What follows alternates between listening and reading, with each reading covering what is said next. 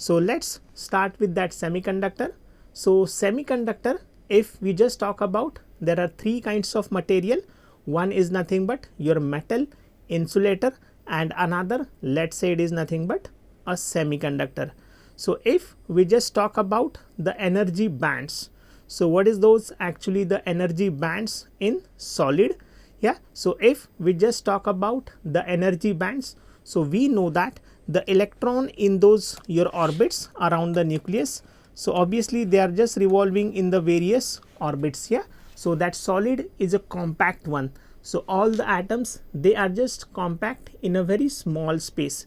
Now one more important thing, that the electron which are revolving in those fixed orbit, let's say n is equals to 1, so the energy which is associated with that, it is also fixed. So let's say this is the electron in the first orbit, again let's say the electron in the second orbit. Yeah, so likewise there are n number of your atoms. So if you just predict that, say, then generally you can say that the electron in the first orbit of all the atom should have the same energy, but it is not like that. So there is a slight variation. So you can say that there is a slight variation in the energy for the electron which are in the, let's say, first orbit or in the second orbit. So now if I just consider the same thing, consider a single crystal of that is a silicon having that n atoms. So generally the semiconductors, we are saying that it is a germanium or silicon. Yeah, so again they are just associated with that your lattice structure. If you know the electronic configuration, that we are just putting it 1s2 2s2 that is again 2p6. Yeah, so the first, that electron, that 2 electron in the first orbit, then in the second one that is 8. Yeah, so likewise it goes on increasing. So now for this one, that is for your whose atomic number for silicon, which we have shown over here. Yeah, and you can say that it is nothing but 14. So there are 4 electrons.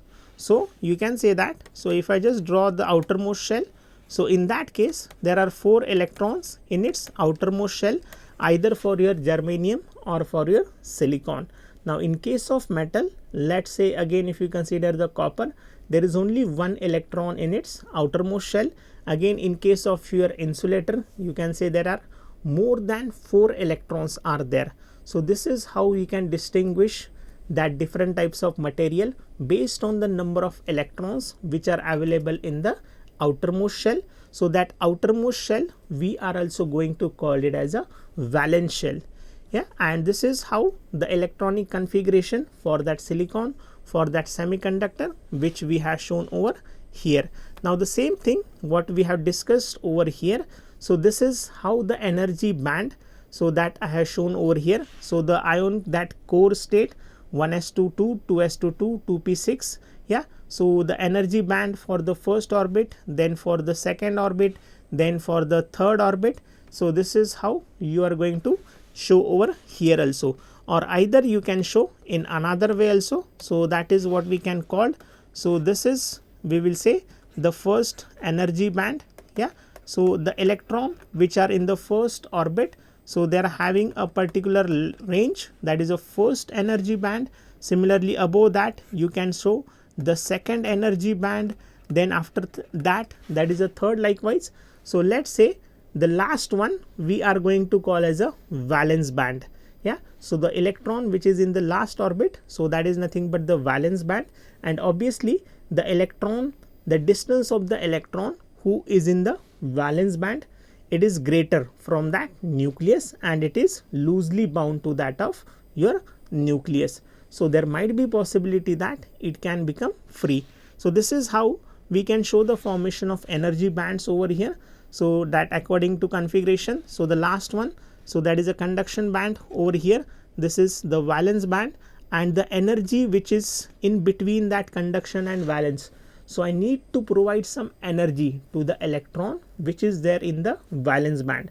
So it will go into the conduction band. So that energy gap, we are going to call it as a forbidden energy gap. So that also we will see.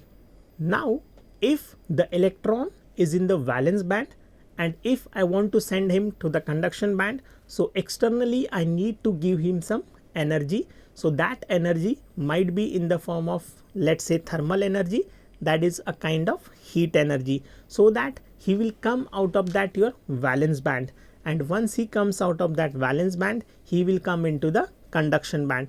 But definitely, just to make sure that the electron will be in the conduction band, initially obvious it is a valence band, so you have to provide some energy externally.